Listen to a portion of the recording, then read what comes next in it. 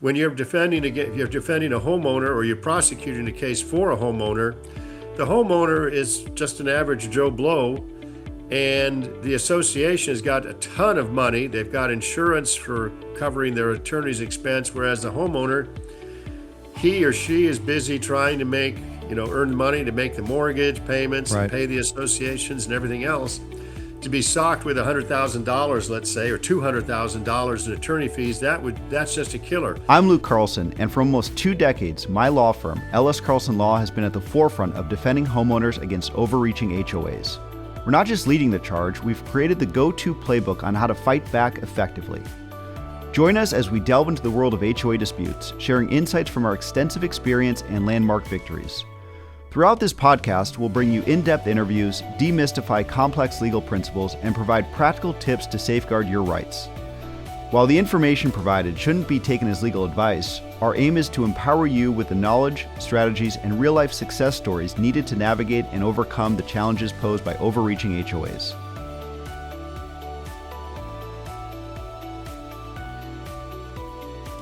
Hello and welcome back to another episode of Bad HOA. I am very excited. Of course, I have my co-host, Marty. Welcome. Good afternoon. Good afternoon. And we have a very exciting guest today, Edward Teyssier. And Edward, thank you so much for being on the show. Thank you for having me. It's very exciting for us because, our show is very focused on homeowner empowerment and really getting the word out about, okay, there's this big body of law that impacts homeowners on a daily basis. And what can we do to better stack the deck towards homeowner empowerment?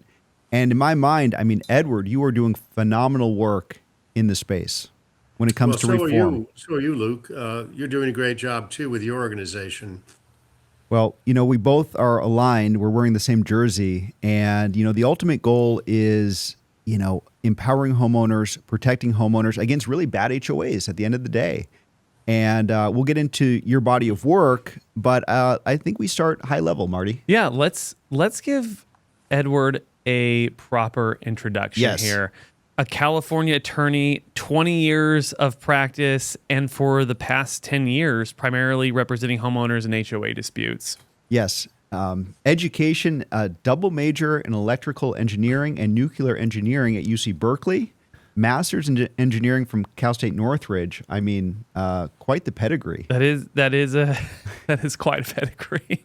Which I think goes to, when I look at the body of work that you've done and your reform efforts, you get so nuanced and you're so technical in your approach to the law. And it seems like that sort of background has really helped you in what you're doing today. Would I be mistaken to say that?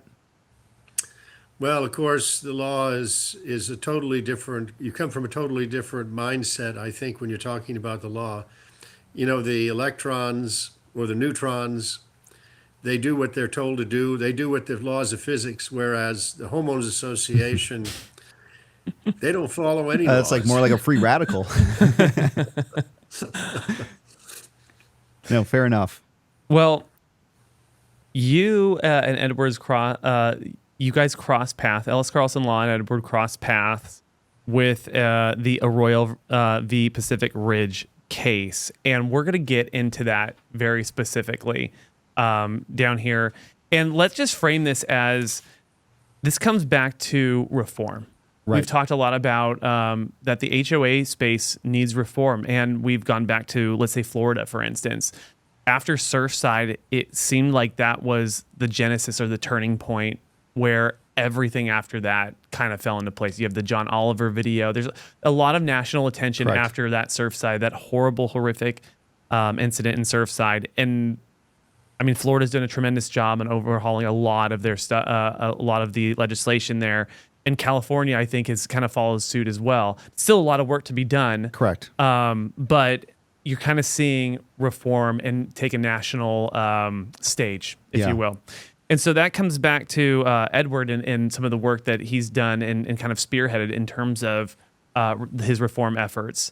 Yeah, maybe we start with Arroyo because Edward, as Marty mentioned, that's where we first started to really collaborate to an extent. If you want to kind of give us the facts of Arroyo, you were lead counsel on that, and you were I think you were the sole litigator on that case on the homeowner side.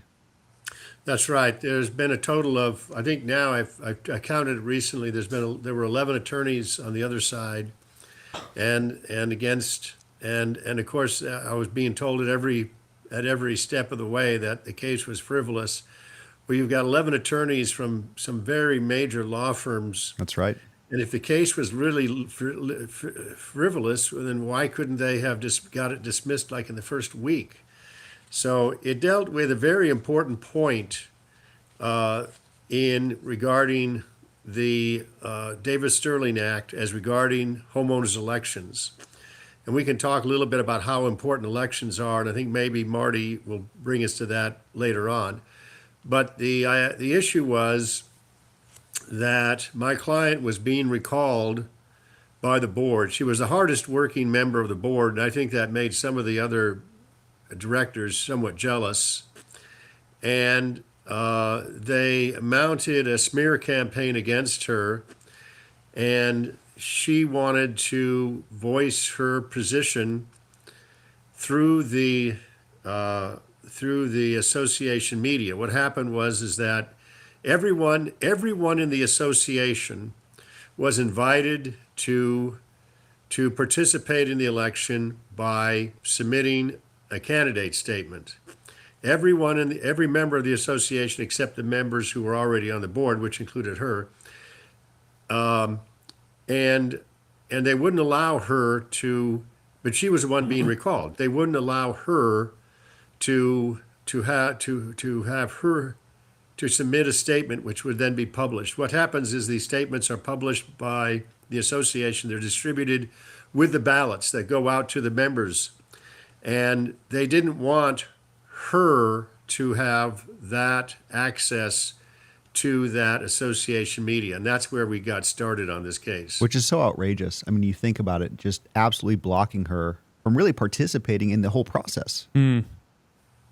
Well, it doesn't take a nuclear engineer I mean, that's just common sense. to understand that whenever you have a debate, that each side of the debate is going to have their own issues that they want to present. Right. Mm-hmm. And what we're talking about is, when we talk about fairness, you can't have a fair debate if one side is being squelched. And that was the issue. So let's fast forward to when we crossed paths, because you had quite the victory. If you want to talk about the victory at the appellate level, and then we can kind of go a little bit further than that at that point. Yeah, I would love to know just a little bit. Okay, so we got a little bit of a background in the case and how it was presented, and ultimately the judgment on it, how the judge saw it. Well, yeah, that was a very interesting point of view, because what happened was the association's election rules were we have in a homeowners association, you have, of course, the governing documents. And Luke, you have done an excellent job in previous videos explaining the hierarchy of the laws. You have the statutes, which are enacted by the legislature. You've got the governing documents, the primary governing documents, which are typically the CC&Rs and the bylaws and the articles of incorporation. And then you have the rules, the operating rules, which are adopted and passed upon by the association's board of directors. And so the board of directors had written these operating rules, which, because of the hierarchy, as I just discussed, that's on the lowest level. Right. The statutes are above those. So what the association did is they passed this set of election rules that said that the association defines what association media is. So the association can say, oh, this is association media because we want it to be, right, and this over here is not association media because we don't want it to be. So what they wanted to do is be able to control the election by controlling how the information of the election is disseminated among the members. So they were saying that the candidate statements that the association was printing and distributing at its own expense, that was not association media.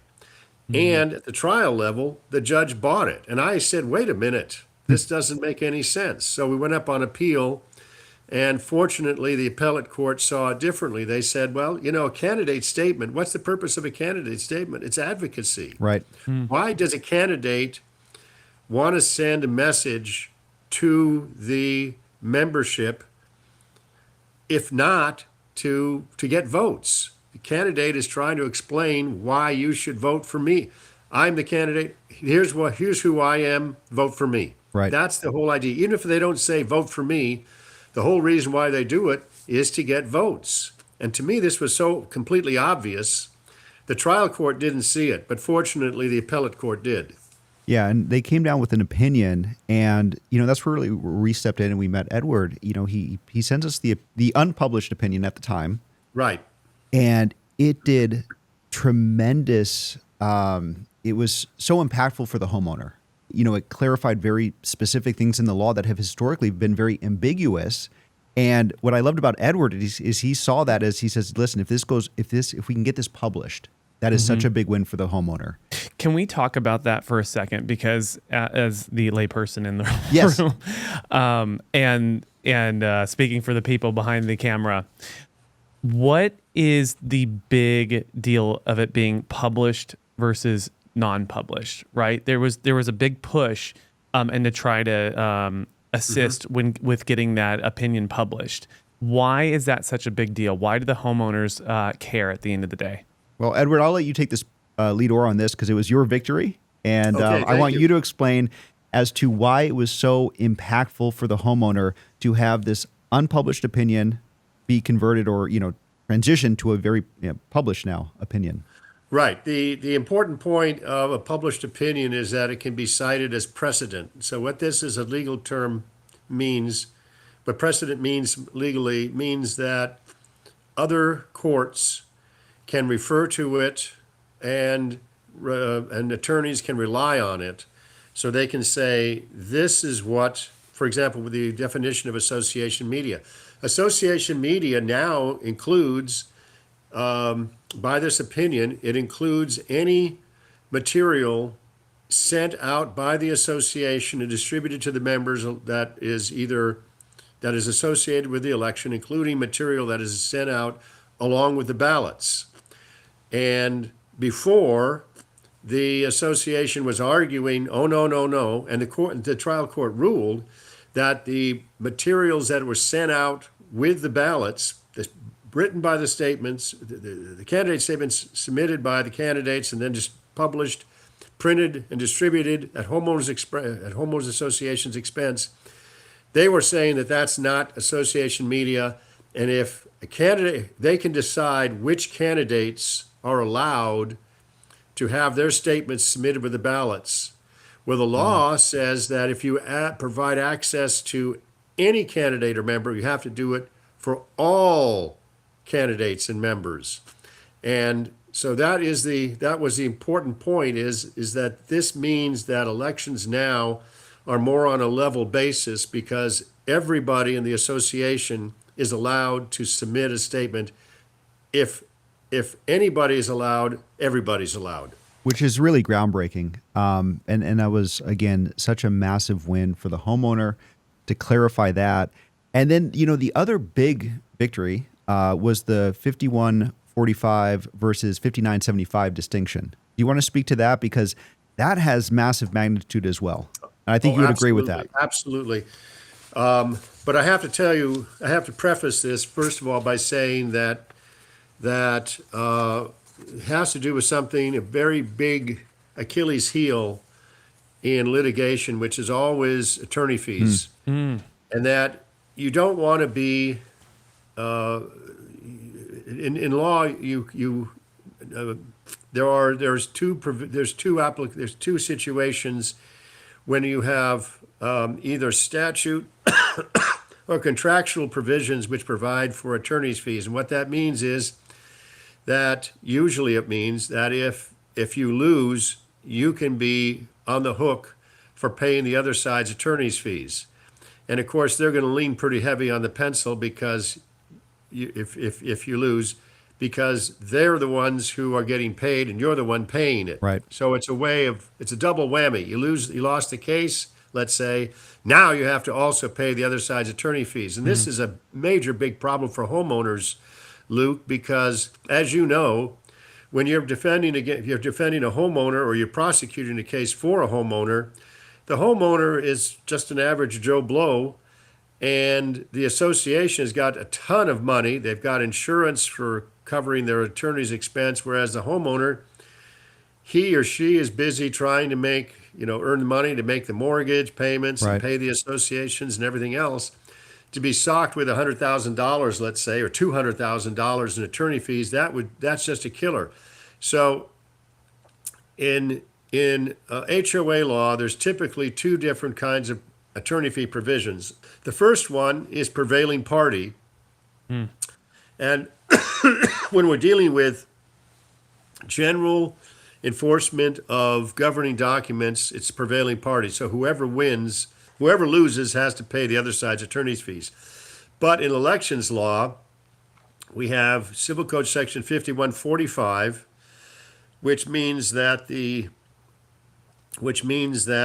association is a special asymmetric attorney fee provision, which means that the association cannot get attorney's fees. And this really upsets the other side because they're expecting to get their attorney's fees paid. So we had to litigate that issue as well. That 5145 applies here, which means that under no circumstances can the association get attorney fees. However, the homeowner plaintiff can. And that's the beauty of asymmetric attorney fees versus prevailing party attorney fees. Well, it changes the dynamic entirely, right? It becomes a fulcrum or a point of attack or a flank, and it really puts an association in a different position there. Well, because it's weaponized. Like Correct. We've always said on the show that there's an economic reality when Correct. it comes to going after your HOA. Correct. And that's got to be part of the calculus. Like Yeah. if you lose, we like the case. This looks very promising. At the same time, nothing's guaranteed. I mean, look just to Edward's case on Arroyo in the first place. Right. The court ruled not in his client's favor, and then luckily, moving on up into the appeals, it was then changed, but nothing's guaranteed. Right. So, that's a big win from a homeowner standpoint, considering that's a big barrier to entry. I would assume that if I lose this case and they try to run up the attorney's fees on purpose to try to put that huge barrier in front. Correct. So not only a big win for homeowners, but a big feather in your cap, Edward, to now have an attorneys can now have citation to support that position. I mean, that's a big deal in the legal world. So can I come back to the published versus non-published thing? Yeah. And just to put a bow on it. So just to make sure I can clarify this, the difference between a published and non-published opinion is once it's published, that any attorney at that point in the state of California can use that as precedent, as authority. As authority. So, when you're an attorney, you're making your arguments, you want to cite to authority. Right. Right. And a published opinion becomes that authority. So other courts will say, well, what did this court do? How did they analyze this? And courts like to be consistent and in step with other courts. And when something is published, like Arroyo now an attorney making the argument that this falls under 5145 and not 5975 can actually point to the case and say, look at this case, look at what the appellate court did here. And now whatever, maybe it's the trial court, if, looking at this says, oh, okay, we're following this. We're being consistent in the state of California because there's now case law established that backs this position. And that's why it was such a big deal. Can I ask a really brief, non-lawyery question? Yes. And you can give me just a brief answer. Is there a reason that they wouldn't publish a case like that?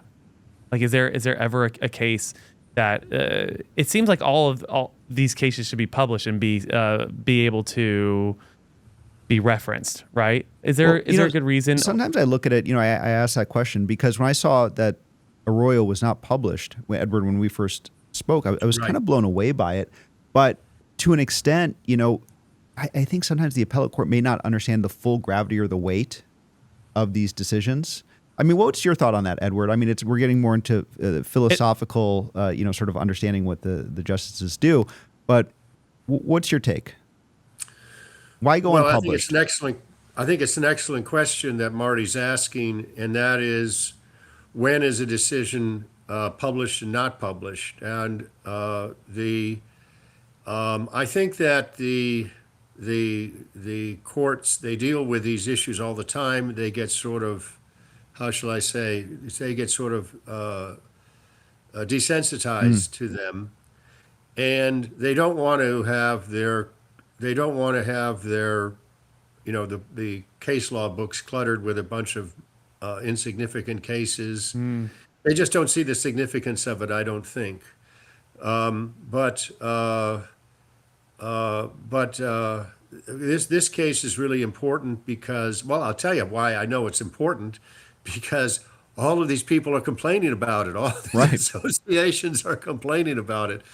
Well, So, Edward, you got your finger on the pulse of the homeowner, and you saw it. And when you presented it to us, when we wrote our opinion to the court, I saw it immediately.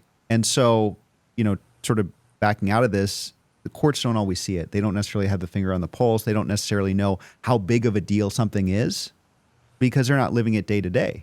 Okay, so that makes a lot of sense to me. They're seeing all sorts of cases all day long from every different angles and don't always understand the implications The of import of this it. in this sector. And Makes perfect sense. Desensitized, I think, is the right way to articulate this. Yeah.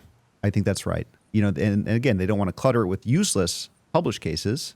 But, when something of this magnitude drops, that's where Edward comes in. We came in to really Right. say to the court, hey, this is why this is so important. Take a moment, pause, alerting the court, hey, this should be published, and here is why. Now, Edward, is it officially in the books now? Is it officially published? Is it, do we have a site on that? yeah, I think the citation is 116 Calap 5th, 627. So it's a 2025 case, 4th District Court of Appeal. So I believe it's 116 Calap 5th, 627.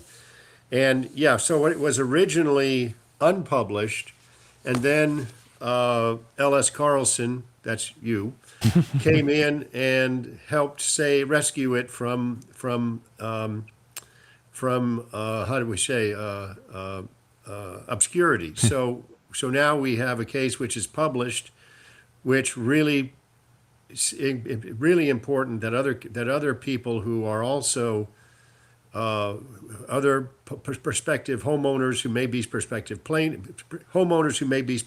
plaintiffs would be able to now cite to the case. So it's your letter to the and there were others, but your letter to the presiding judge of the 4th District was, I think, a big factor in making sure this got published. Well, we were thrilled and honored to play even a small part, Edward. So great work there. Now, sort of moving on from Arroyo, I wanted to look at two I guess pending bills, if you will, and one is AB 1184, and I'd love to sort of kind of bring that to the forefront of this conversation because Edward, you have some great commentary on this, and kind of explain 1184, where it is in the process, et cetera. Kind of bring the viewers into this, and this is sort of a behind the scenes look of what this looks like. Yeah, I think this is just looking at the future reform. It's kind of taking it from, okay, here's some of the stuff that has been worked on, and here's where the future kind of lies, and particularly here in California. Yeah, and for someone like Edward and us who are very jazzed and kind of nerd out over this type of stuff, I mean, this gets very exciting because again, it's in our assessment, we are moving in the right direction. Yeah. We are finding more bills or proposed bills that have these protections for homeowners. And, for us, it's very exciting. Yeah, indeed. So, Edward, you take the lead on this one.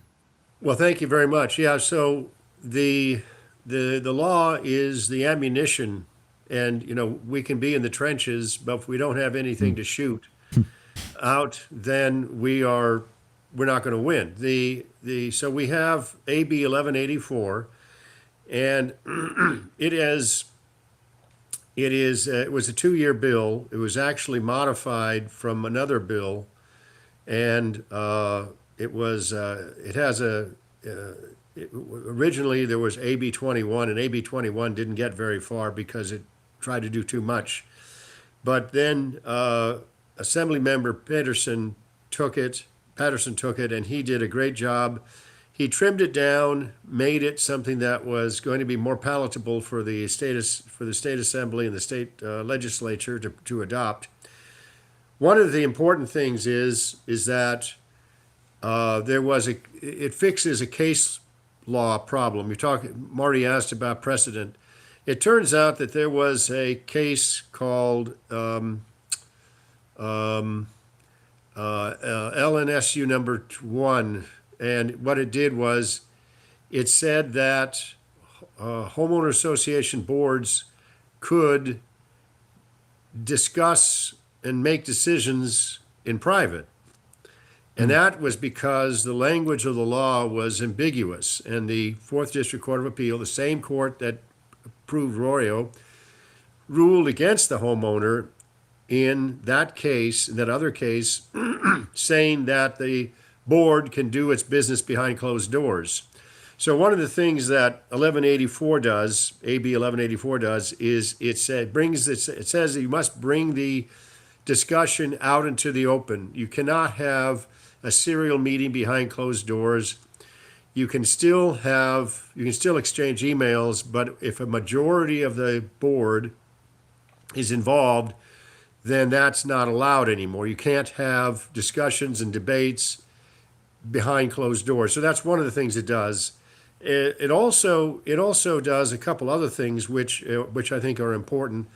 One of the things it allows is that if the association is going to be recording its meetings, then the homeowners have a right to access those recordings. And then another thing that it does is the additional disclosure.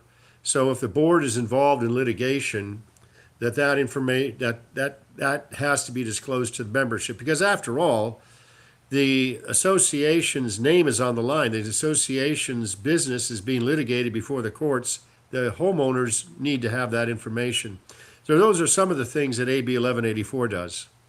Yeah, let's get briefly into the agenda packets, because that gets sort of interesting as well.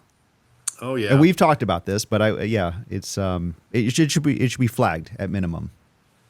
Right. Well, one of the things that we had in AB 21, which didn't get very far, was agenda packets. In other words, when the board is voting on something, the members in the audience don't know what's going on. And I think that, Luke, you described it better than I've heard anybody. You really describe it very well. You said that it's like watching a movie blindfolded.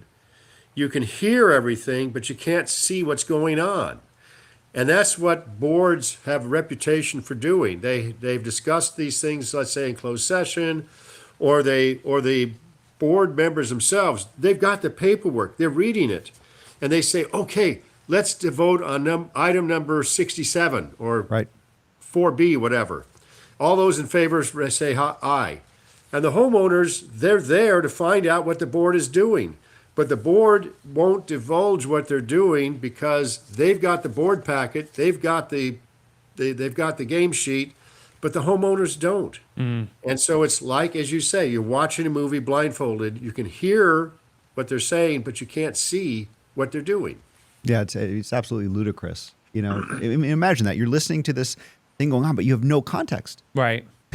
But you're there, you're allowed there. But I mean, what good does that do if you don't understand the other side of the entire thing? Yeah. So, well, that was AB 1184. It's a really interesting one. And in fact, I shouldn't it tell something if they're not willing to be transparent? That's half it feels like every time that we've seen some of these disputes erupt, and we've talked about this over the course of years now, so much of it has to do with either transparency or lack thereof, or a vendetta. Well, I think Edward would agree with this. I mean, whenever you see a lack of transparency, and if you also look, a lot of these bills are trying to solve for this. Yeah. We're trying to, shed a bright light on this because it's much more difficult to engage in malfeasance and to, do really horrible things that these bad HOAs do when everyone can see it and it's transparent. Yep. So there is a big push towards transparency, which you see in Florida, and I do believe that California is trying to catch up with that. So transparency is, I think one of the biggest antidotes. You know, Yeah. it's the way to really solve a lot of these problems, because bad HOAs thrive in the dark. Yeah. But Yeah. you start shining a light on that, you know, that it becomes much more problematic for a bad HOA. Yeah. And by the way, good HOAs, they don't care if they're transparent. They have nothing to hide. So I think, again, we're moving in the right direction. Maybe we jump to SB 1007. So that's, it's still pending. It was introduced, I believe, in February of this year, if I'm not mistaken. And this one's interesting. It's fairly impactful, but one of the aspects that I thought was actually quite tremendous, and it goes to this transparency, is you're looking at discipline procedures. And, I'll read it directly. Associations must give members any physical evidence used to determine a violation at least 5 business days before the disciplinary hearing, including digital metadata. Now, at first glance, you say, well, aren't they doing that anyways? And the response is no. I've had so many homeowners that I've met with that say, yeah, I'm there and I was absolutely ambushed with evidence against me. And, when you're sort of there in a hearing or a disciplinary hearing, how are you going to defend yourself without being able, proper time to look at the evidence, dispute it, come up with a counter? And it's been used as a tactic. Again, and I'm not talking about good HOAs. We're talking about bad HOAs. But they weaponize this ambush strategy. And so, when I saw that in SB 1007, I mean, there's a lot of other things. And Edward, you can let me know what really jumped out for you. But that was one that I was like, yes, that's actually very, very meaningful to the homeowner. Oh yeah, that's due process. That's one of the problems that we have, is that the safeguards that we have under their state and federal constitutions, we don't have those same safeguards. The law doesn't provide those same safeguards for homeowners associations. And that is a problem, because the association is a corporation, whereas the safeguards are against governmental agencies. And so we have to, the way I look at it is that we want to bring the same safeguards which we enjoy as citizens of our communities, of our city, of our county, of our state, of our nation. We want to have those same safeguards that we have under those entities, under our homeowners association. Yeah, we talk about this. At the end of the day, these are quasi-governments. They are. So they why really not? Are. So what we're advocating for and what we're pushing for on a reform level is, let's have the same protections. Let's be honest. Let's not act like these are anything other than quasi-governments at the end of the day. And when you have bad actors, you need checks and balances. You need a platform. You need a framework for homeowners to push back, to right the wrong. Yeah. And so, I look at SB 1007. I look at AB 1184. I look at Arroyo. All of these things are moving in that right direction. So, all right. So maybe we jump into, Edward, your prediction. Where are we headed? I would love to get your thought. Yeah. Are we in step? I mean, how do you see California going? What is Sacramento going to do? What do you predict? Which is impossible to predict, so it's an unfair question, but Well, it's not going to happen on its own, unfortunately. I think that it will only happen moving more towards a more representative form of associations is going to happen only if people like Ellis Carlson and myself and the other people who have, like Marjorie Murray and some other people, continue to push the legislators and to give homeowners more rights. Against this, we are fighting against, the homeowners themselves are fighting against their own money. There's a whole association industry that the attorneys that represent the boards of the associations and the property management companies, they don't want to have openness and transparency, because that's going against their clients. Their clients are the board, who want to do whatever they want to do, and the property managers who want to do whatever they want to do. They don't want to have this extra burden of trying to explain to the homeowners what they're doing. So it will go forward. It's going forward right now, and it will continue to go forward, but only if through videos like this, we get the homeowners to understand what's going on and how important it is to push forward and they push their legislators so that we have more and better legislation going forward. Edward, that's a great point. Like, so at the end of the day, you're saying the homeowner needs to get involved. And are you saying go reach out to your state representative to try to get this thing across the line, like a grassroots movement, and say, write your assembly person and try to get this thing over the line? Is that what you're saying at the end of the day? Well, right. We want to be that's right. I mean, the legislators are supposed to, because this is where it comes from. I mean, we don't have it in our Constitution. It has to come through our statutes, and that statutes have to come from our legislature. And we have to think about ways of making our association more responsive. Now, if you don't mind, I'd like to suggest one thing, which is probably introduction for the next video, and that is that we should have paid directors. The directors should get a stipend of some money or some benefits, preferably money, for being on the board.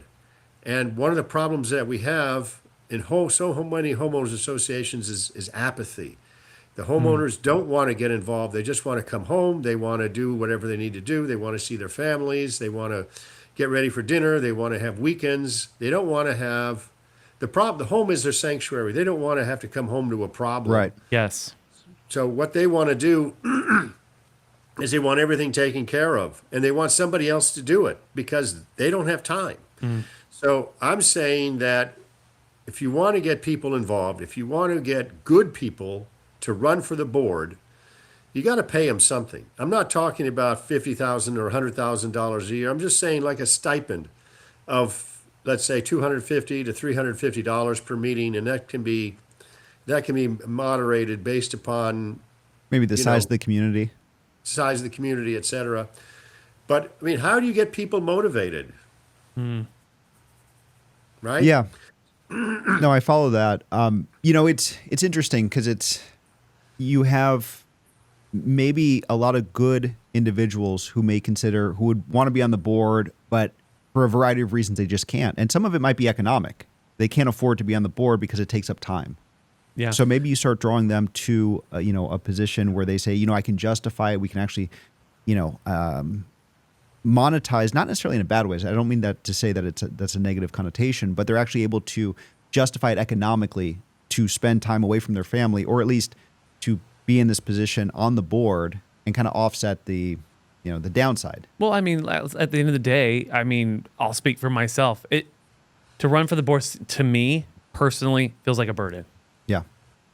So at the end, like, what's the incentive? You know what I mean? Like, what's the incentive for me? Well, but again, this goes back to homeowner apathy. I've lived in an HOA, and if you're in a bad HOA, you can take control. Yeah. Like, this is possible. You can get in there and get board members out, and there's a pathway of doing it. Well, I think that becomes a whole nother episode, like you said, Edward. What would drive good board members into the right seats, and how do you drive the bad ones out? Yeah. That's an interesting topic. It's a philosophical conversation that we would love to have. But at the end of the day, Edward, we're just so thankful, grateful for you to be on the show.